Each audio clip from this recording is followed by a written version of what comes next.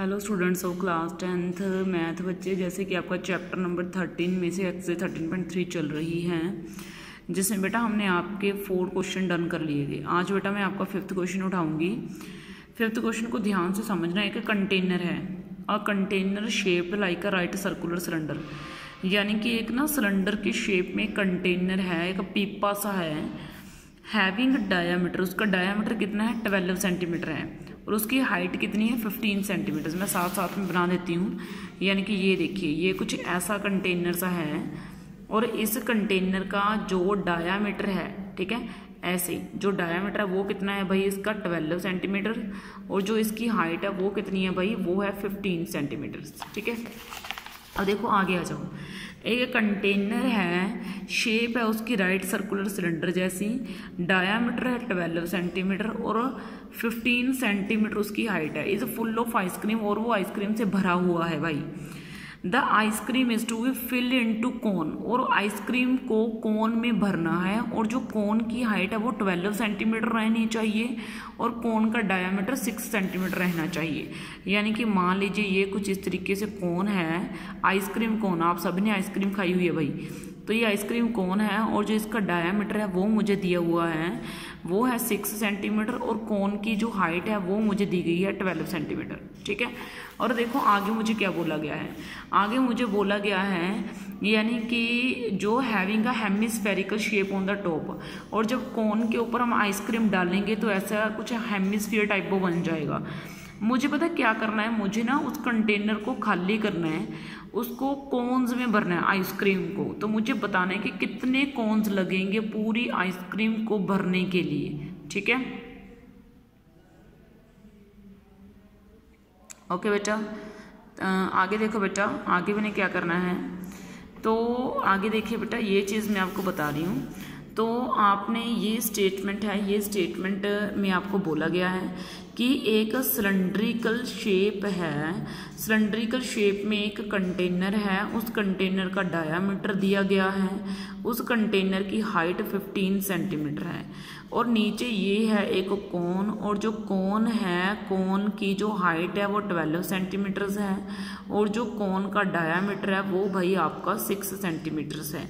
ठीक है, तो मुझे करना क्या है बेटे, मुझे ना इस पूरे कंटेनर को खाली करना है, इसमें से आइसक्रीम कोन्स में भरनी है। तो मुझे बताना है कि कितने कोन लगेंगे, कितने कोनों में ये आइसक्रीम भरी जाएगी। तो मैंने देखो ऊपर से जब मैं इसको आइसक्रीम को डालूंगी, इस कोन के ऊपर जब मैं आइसक्रीम डालूंगी तो ये कुछ हेमिस्फेरिकल शेप दिखेगी ऊपर से, है ना। तो हमने इस तरीके से कोन को फिल कर दिया, यहाँ से लेके यहाँ तक कोन पूरे का पूरा आइसक्रीम से अभी भरा हुआ। तो मैंने ये बताना है कि कितने कोन्स लगे हैं भाई आइसक्रीम को भरने के लिए, कितने कोनों में आइसक्रीम भरी जाएगी। देखिए सबसे पहले मैं क्वेश्चन को स्टार्ट करती हूँ। सबसे पहले height h1, height h1 of the cylinder, cylinder की जो हाइट है, सिलेंडर की जो हाइट है वो कितनी है भाई 15 सेंटीमीटर है। ठीक है, सिलेंडर की हाइट मुझे दिख रही है ना, मैंने सिलेंडर की हाइट मेरे पास दो है, एक सिलेंडर की है एक कोन की है, तो मैंने सिलेंडर की हाइट को भाई h1 मान लिया।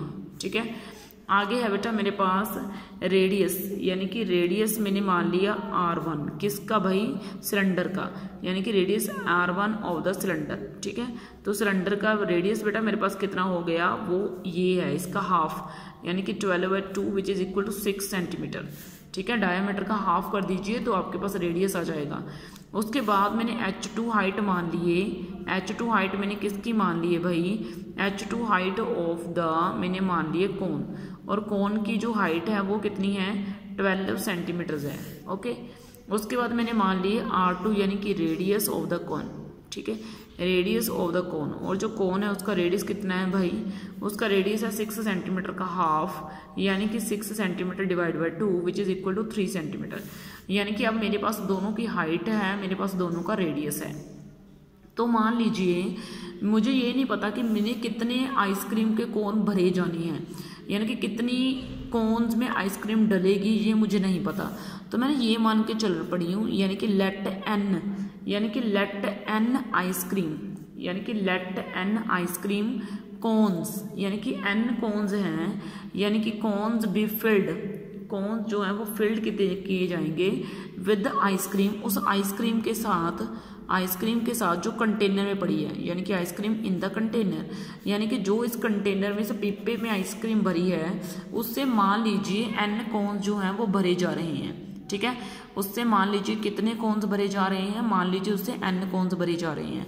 तो जो अब आपने ना यहाँ पे ध्यान से समझना है कि जो वॉल्यूम होगी किसका, आइसक्रीम का जो वॉल्यूम होगा, ठीक है ना, वो किसके इक्वल होगा, वो उन n कोन्स के वॉल्यूम के इक्वल होगा जो हमने आइसक्रीम से भरे हैं, यानी कि n multiply volume of cone. और जो आइसक्रीम है वो कैसे दिख रही है, कोन डलने के, सॉरी जो कोन है वो आइसक्रीम डलने के बाद कैसा दिख रहा है, वो volume of cone plus volume of क्या हो जाएगा, हेमिस्फीयर आ जाएगा। ये कैसे आया भाई, इसके अंदर जितनी भी आइसक्रीम है वो उसका वॉल्यूम यानी कि पूरी की पूरी आइसक्रीम इज इक्वल टू वो n कोन के वॉल्यूम के इक्वल होगी जितने हमने आइसक्रीम से भर दिए। और जब आइसक्रीम से हमने कोन भरा तो वो कैसा दिखने लगा, नीचे से तो वो कोन ही है और ऊपर से वो हेमिस्फेरिकल शेप है। तो इसलिए मैंने लिखा कि जो टोटल आइसक्रीम है उसका जो वॉल्यूम है वो volume of cone plus volume of hemisphere के इक्वल होगा उन n कोन्स के जो हमने आइसक्रीम से भर दिए भाई। तो देखिए मैं यहाँ पे डाल रही हूँ पाई r1 स्क्वायर h1, क्योंकि मैंने आइसक्रीम जो है वो कहाँ पे है, सिलेंड्रिकल कंटेनर में है, इसलिए मैंने यहाँ पे सिलेंडर का वॉल्यूम लिया है भाई। और सिलेंडर के वॉल्यूम मैंने रेडियस को r1 रखा है और हाइट को h1 रखा है। तो n multiply volume of cone, जो वॉल्यूम ऑफ कोन है वो कितना आ गया, 1/3 पाई r स्क्वायर h आ गया। फिर प्लस यहाँ पे क्या आ जाएगा, 2/3 पाई r2 क्यूब आ जाएगा, क्योंकि वॉल्यूम ऑफ कोन और वॉल्यूम ऑफ हेमिस्फीयर दोनों सेम ही तो है भाई, सॉरी ये जो रेडियस है ना दोनों का सेम ही तो है भाई, तो इसलिए मैंने रेडियस को r2 रखा है दोनों साइड। तो आगे देखिए, आगे मैंने क्या पुट करा, यहाँ से पाई जो है r1 स्क्वायर h1, क्या मैं यहाँ से पाई कॉमन निकाल सकती हूँ भाई, तो मैंने पाई कॉमन निकाला है, ठीक है। तो r2 square h1 sorry h2 डाल दीजिए यहाँ पे, प्लस 2/3 पाई r2 क्यूब, ठीक है ना, r2 क्यूब। तो ये पाई से पाई तो कैंसिल हो गया भाई आपका। और उसके बाद आपने r1 डाल दिया, r1 यानी कि रेडियस 1, और रेडियस 1 किसका है, सिलेंडर का। और देखिए सिलेंडर का रेडियस कितना है भाई, ये है 6 सेंटीमीटर और उसकी हाइट कितनी है 15। तो मैंने ये डाल दिया भाई 6 का स्क्वायर मल्टीप्लाई 15 और इधर n मल्टीप्लाई 1/3 और रेडियस r2 मैंने किसका माना है भाई, मैंने r2 जो रेडियस है। उसके बाद देखो बेटा मैंने क्या करा, 1/3 यहाँ पे मैंने r2 रेडियस लेना है। और ये देखो r2 रेडियस क्या है भाई, r2 रेडियस है मेरा 3 सेंटीमीटर, तो ये मुझे डालना है यहाँ पे। तो 3 स्क्वायर और ये आ जाएगा h2 यानी कि हाइट आ जाएगी। और दूसरी हाइट क्या है भाई, मेरी 12 है, तो ये मैंने 12 पुट कर दी, प्लस 2/3 और यहाँ पे है किसका, रेडियस का क्यूब यानी कि 3 का क्यूब, ठीक है ओके। अब जब आप इसको सॉल्व करोगे ना, तो जब आप इसको सॉल्व करोगे तो 6 स्क्वायर मल्टीप्लाई 15 से ये एक 3 के साथ एक 3 कैंसिल हो जाएगा, ये 1 3 कैंसिल होएगा तो 2 3 बच जाएंगे। इससे डिवाइड कर दो इस सारे को, जब इस सारे को डिवाइड कर दोगे तो ये कितना आ जाएगा 36 प्लस 3 3 का 9 9 2 का कितना आ जाएगा भाई आपका 18, ठीक है। यानी कि ये देखो ये कुछ इस तरीके से आपका जो है ना सॉल्व कर रहा है, ठीक है। मतलब प्रॉपर कैलकुलेशन जो है ना आपने कर देनी है, पूरी प्रॉपर कैलकुलेशन। यानी कि अगर मैं आपको यहाँ पे करके दिखाऊँ तो ये आपका बन जाएगा 36 मल्टीप्लाई 15 मल्टीप्लाई 3/108 प्लस 54 और n आपका आ रहा है 10, ठीक है। कैलकुलेशन तो आपको आती है, जब मैं इतना सारा करवा रही हूँ तो कैलकुलेशन के बारे में तो आपको प्रॉब्लम होनी नहीं चाहिए। तो हैंस तो 10 कोन्स जो हैं आर फिल्ड यानी कि भरे जा रहे हैं विद कोन, यानी कि कोन के साथ जो है 10 फिल किए जा रहे हैं, ठीक है। तो ठीक है बेटा, इस वीडियो में आपके लिए ये क्वेश्चन ही काफ़ी है। नेक्स्ट वीडियो में आपका नेक्स्ट क्वेश्चन उठा देंगे। ओके बेटा, थैंक यू।